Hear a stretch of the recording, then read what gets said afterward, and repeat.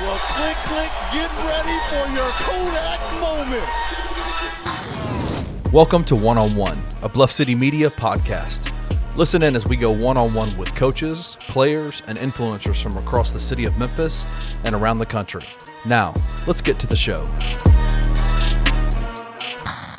What's up, everybody? Christian Fowler here with Bluff City Media, and welcome back to One-on-One. And this week with me is Memphis women's head basketball coach, Alex Simmons. Coach, how you doing? I'm good. How are you? I'm doing wonderful. Excited to have you here in studio. So we're a little bit more than a month removed, I think like 33 days from the announcement of you being the new head coach here at the University of Memphis. What has the last month been like for you? A lot of juking and jiving and moving and grooving, to be honest. I'm still in the hotel living, but trying to get our players acclimated to our expectations. They're gone now, so they're able to take a little bit of a break, getting our staff in place, and just learning Memphis and learning the city. So like a little bit of a peek behind the curtains, what was the process like? Because it wasn't long after the tournament and after the season had ended. Katrina left to go to Cincinnati. And then I'm sure quickly after that, they make contact with you. So what was the process like getting from point A to point B? It was very fast. As soon as they made the announcement, Laird made the announcement about Katrina, I feel like I got a phone call within a day, maybe 2 days. Our conversations were very, very good. I don't think that they understood my passion for Tennessee, and my want to and my passion to be the head coach at Memphis, but I think they understood it by our second phone call. And before you know it, I was on campus, and the next thing you know, before I left campus, I was the head coach at Memphis. So explain that passion to us a little bit. Obviously, you weren't born in Tennessee, but grew up, played in Tennessee, coached at Ole Miss right down the road. So what is that passion to be a coach in the state of Tennessee and for the University of Memphis like? So I think it comes from, this state is where I learned the game. This state is where, again, I learned my passion for what I wanted to do. I was a travel softball player and a basketball player. In the end, obviously, I chose basketball to focus on. But I think going to Tennessee and playing is really where, I knew that I wanted to come back to this state eventually. My husband's from Tennessee, so we both knew at some point we wanted to raise our family in this state. There's just so many great things to offer. Even in other schools, I've always said, I want to bring players from Tennessee to wherever I am because they know how to play. They understand competitiveness, the grit, the toughness, sometimes the trash talking. I just love all of that, and I want our program to encompass that. And I feel like Tennessee, when you talk about girls basketball, is one of the better states when it comes to development and putting some of the top players in college and even in the WNBA. When you think about Bashar Graves, who's from Clarksville, she had a great career basketball-wise. When you come to prep, she's one of the players that, obviously she didn't come at the time in Middle Tennessee, but she's one of the players who I looked at, Ariel Massengale, who also played at Tennessee. Her family's from Tennessee. So when you look at where players come from, where their families come from, and then where they go to school, most of the time, I'm from Tennessee, I'm from Shelbyville, and I went to Tennessee. So there's just pride when it comes to this state, especially in girls basketball. So when the pen is put to paper, and it's official and it's done, how cool of a full circle moment is that? Just from like all the Tennessee stuff, and it just feels like it all connects in some type of way. Yeah, I looked at my husband. I actually asked Laird and Lauren to leave just so we could talk a little bit, and we just looked at each other and like, we didn't know this was going to happen this soon, but let's do it now. Our kids are at really good ages right now, so.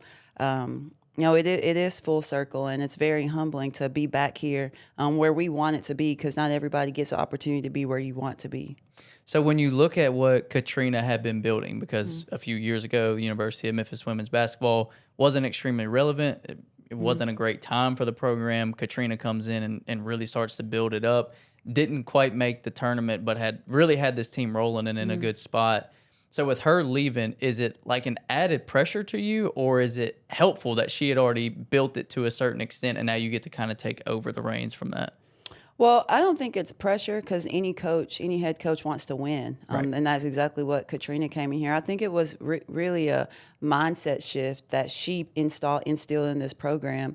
Like you said, everybody thought that Memphis was irrelevant, but Katrina came in and flipped the perspective on what Memphis women's basketball is and what it looks like.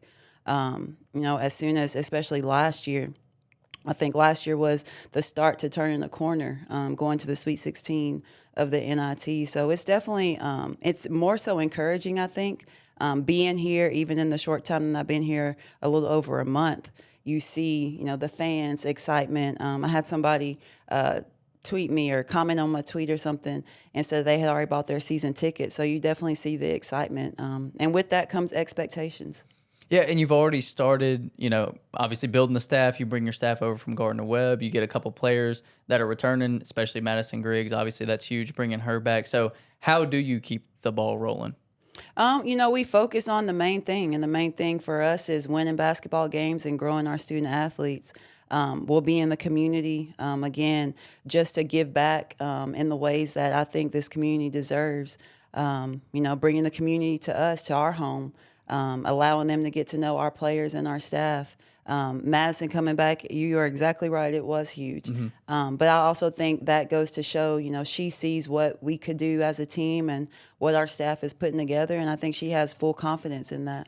So last season was really a magical season for you guys at Gardner-Webb. Win the conference, undefeated in the conference, go to the tournament. What was that year like? Like I know it was kind of up and down, like the as far as record wise at Gardner-Webb, and then it all kind of built and felt like it culminated into this season. So just kind of walk us through this season a little bit and what it was like for you. So I don't think a lot of people understand and realize that when you look at our team pictures from year 2 and then going into year 5, which was last year, our team didn't change a lot. Right. From last year to this past year, we had 2 new players on our team. Everybody else was returners. Mm-hmm. So that, being able to retain players, which is huge in this day and age with transfer portal, NIL, and things like that. Being able to retain players, them grow up together, them be in your system together, learning together, that really does help when you can keep your players. As hard as it is, you have to sacrifice some time with your family and your personal life as a coach, but, that is what it is. My staff knows in particular that we are here for our student athletes, so whatever that takes, whatever sacrifice that means, we may have to miss, a field trip or something with our kids, but, we're here for our players, and our staff has done a great job in understanding that. But I think when you can retain players, they can play together for 3 years. We were older, very mature, very experienced. Our starting 5 didn't change that much from year to year. So I think it was just the maturity that our players had, the passion. One of my players at Gardner-Webb who just graduated, she talks about the change in her teammates getting in the gym. Usually it was just her. Then all of a sudden it changed to everybody was getting in the gym. And I think that's just maturity.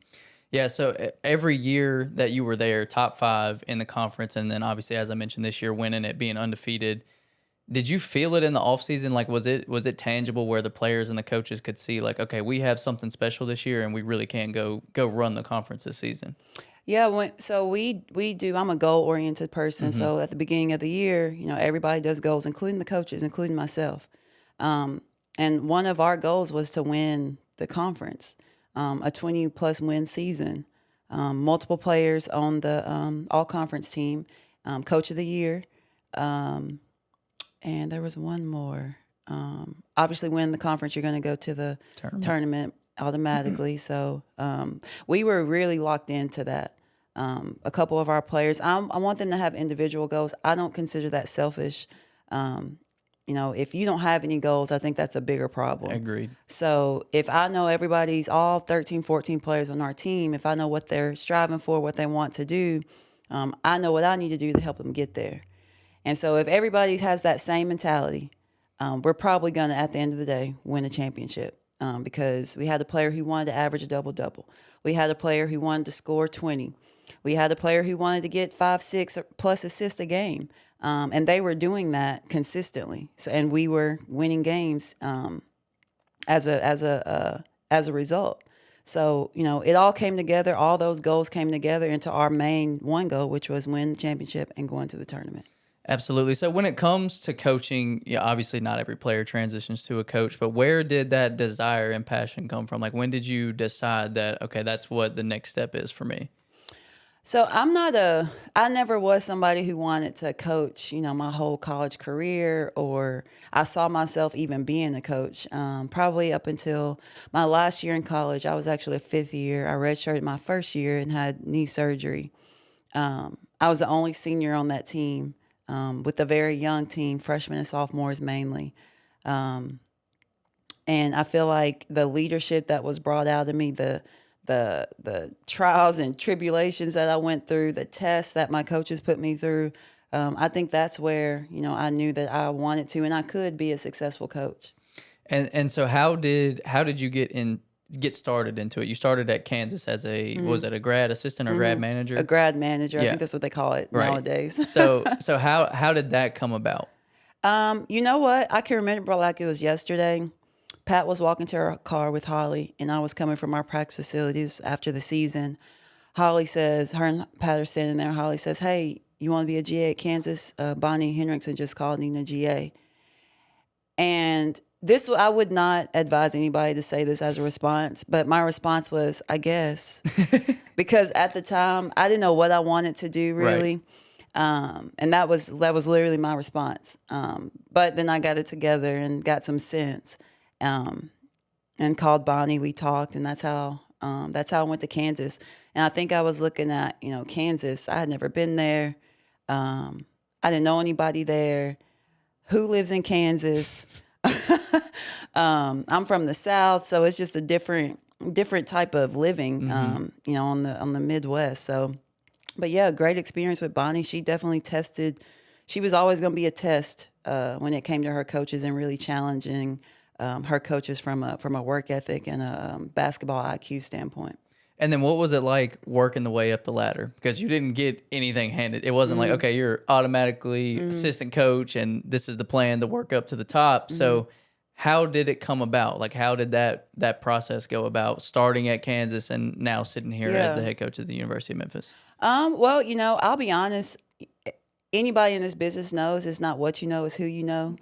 So because I coached under and coached with a Hall of Fame coach in Rick Insel, and his family are deep in what I did as a high school player, and had a lot to do with my development as a basketball player. So, I had the opportunity to go back to him at Middle Tennessee, closer to home at the time, to be an assistant coach. I think I was probably 23 at the time.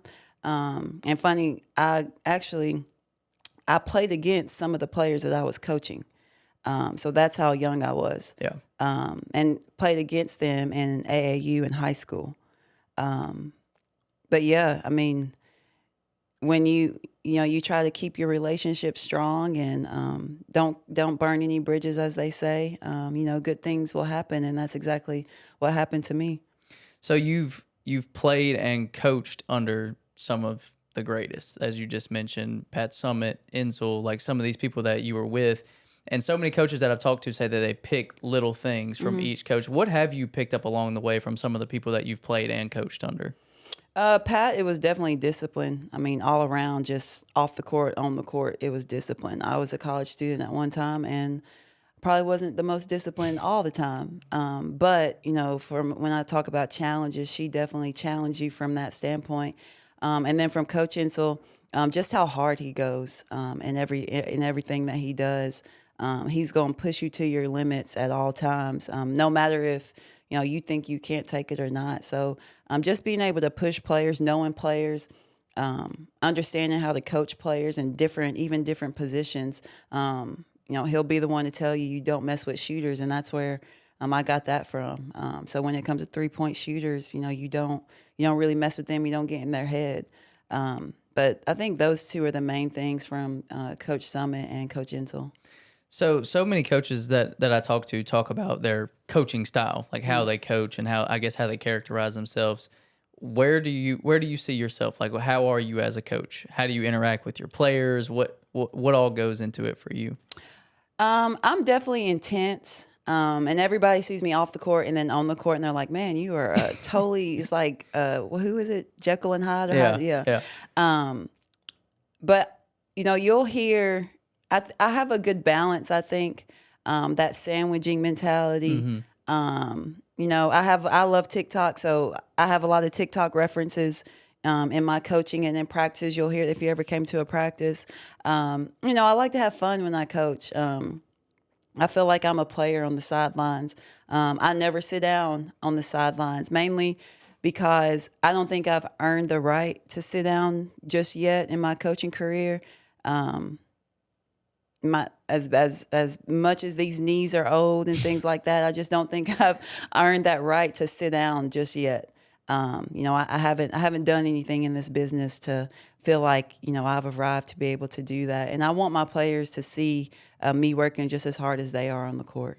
You talked about the Jekyll and Hyde, and kind of flipping that switch and being intense when it's on the court. Is that just your personality, or do you think that came from being a player and having to balance like who you are on the floor versus who you are off the floor? Yeah, I think that's just who I am, and I think that's what our players need. I can't be the same person on the court as I am off the court, and I think that's why it's important to build and have relationships with our players. I can be on them in practice and walk off the court and forget and flush everything. But I think that's how it has to be for them to be comfortable with me and the staff. So I want to talk a little bit about, your time at the University of Tennessee and what you accomplished there. But first, I do want to talk a little bit about family life. I love kind of peeling back the curtain and seeing and showing people that you guys are human as well. You're not just a coach or a player or whatever it may be. Like you have a life as well. So what is it like for you? You have 2 young daughters and you're married. So what is it like balancing being Coach Simmons and being mom and being wife? What is that like for you? Well, sometimes those 2 things look very similar. Yeah. Everybody in this business knows that when you see me, you probably see my daughters. They go on the road with us. They go recruiting with us a lot. My husband travels on the AAU circuit, so sometimes we're both gone at the same time, and I like to take them with me. Some people joke, especially during the season, like, do they ever go to school? Which they do. They only miss like 3 days this year, but I think it's important for them to be able to experience traveling and seeing different things and being around people from just different walks of life. I think that's important. Being a mom, sometimes on recruiting visits, they're sometimes our best recruiters. Yeah. And we have other kids on our staff. Coach Whitney, she has a daughter. Coach Coop, he has a son and an older daughter. So sometimes they're our best recruiters. I think that's important, just to see other families who want to come into your program or who you want to come into your program, see that, this is an actual family environment. It's not, the head coach don't want any kids around or doesn't want anybody to bring their families around. I think it's important for everybody to see that. But I'm just, a normal mom. I like going to Target. I like getting my nails done. I like the girly stuff. Like I said, I love social media. I love making TikTok videos. If you go on my TikTok, you'll see my youngest daughter probably more than anything because she loves doing the dances. And but I'm just a normal coach mom, I guess is what they call them. Yeah. So there's so many players and coaches that if you listen to interviews with them, they'll say, I wish I would have had more time with my family because it is such a time-consuming job, but it seems like the way you do it is it's like family's over everything, like family's at the top. So how cool is it for you to not only be living out your dream, but also to have your family along the way and spend as much time with them as possible and bring them with you on the road and stuff like that? Yeah, I've just never believed in separating business and family. Yeah. I'm more a believer in meshing them both together and doing what you need to do to make it happen. Because it's your life. Yeah. That's all your life. Yeah. I want to be as involved as possible. So, if my daughter has something, I want to be able to be there. It's one thing if we're on the road playing or if I have to go recruiting. But if I can be there, I'm going to be there. I just think my oldest daughter sits on the bench with us and she does the board. So she's into it. She may be a manager when she grows up. Who knows? Yeah. Hopefully she's a player, but if she's a manager, that's okay. I just want them to be involved and feel involved. So what do you have any road stories with them? Like what's your best road story that you've had with the girls?